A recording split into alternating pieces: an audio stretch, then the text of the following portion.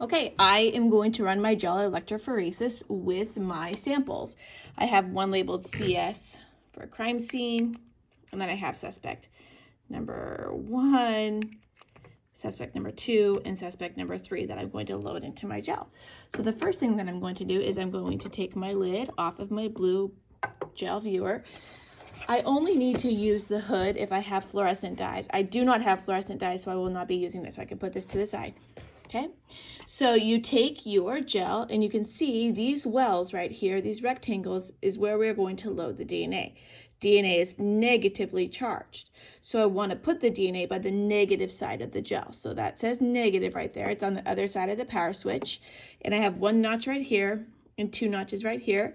I simply take my gel and I put it in the middle where that notch lines up with that notch right there. If you do it right, it should just slide right in. And then when you're ready, it should slide right out. Okay, so slide in and slide out. Okay. All right, the next thing I do is I take my buffer and I measure out 30 mLs of buffer and I pour it over the top so the wells are filled in with buffer. I want everything to be under buffer, like underwater. Okay, then I take my micropipette set to 10 microliters.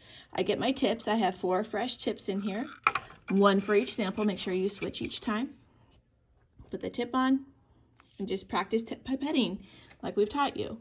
Take the crime scene, open the lid, absorb the DNA, close the lid. Now this part is fun. You gotta go to the very first well, slowly put your tip in there. Try not to pierce the bottom of the gel, but you want it to be inside of the rectangle, but not too far in. So once you are in a spot where you like, either the first or the second, then just push the DNA in. I'm not even going to use the second stop. And slowly release. Remove the tip.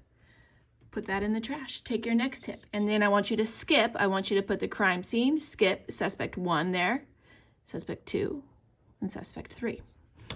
When you are ready to go, you put your lid on, the negative goes on the negative, it clicks like that. You don't need the light button because we're not seeing any fluorescence. You need the power button. The power button, when this is electrophoresing, when there's electricity actually going through here, the power button will have a green light. Check for a green light. And then I put a timer on for 15 minutes. When I'm done after the 15 minutes, I will use the back of my pipette tips as a viewer. So I will turn it off. I will remove the lid.